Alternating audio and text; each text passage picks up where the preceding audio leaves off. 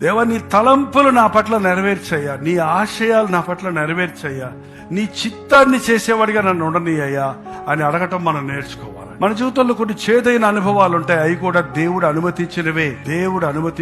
కీడైనా మేలైనా ఆయనే. చేదు చేసినంత మేలు తీపి చెయ్యదండి.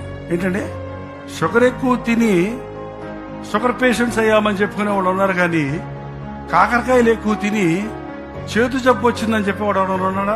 చేదైన అనుభవాలు నీకు ఆరోగ్యాన్ని చేకూరుస్తున్నాయి, నీకు పాఠాలు నేర్పిస్తున్నాయి, అనేక సత్యాలు నేర్చుకో. ఎంతసేపు నవ్వినా నువ్వు ఒక్క పాయింట్ కూడా నేర్చుకోలేవు. ఒక 10 నిమిషాలు ఏడిస్తే 10 విషయాల్లో నువ్వు గ్రహించుకోగలుగుతావు, నీ తప్పులు తెలుసుకోగలుగుతావు, నువ్వు పాఠం నేర్చుకోగలుగుతావు, నువ్వు అనుభవాన్ని పొందగలుగుతావు.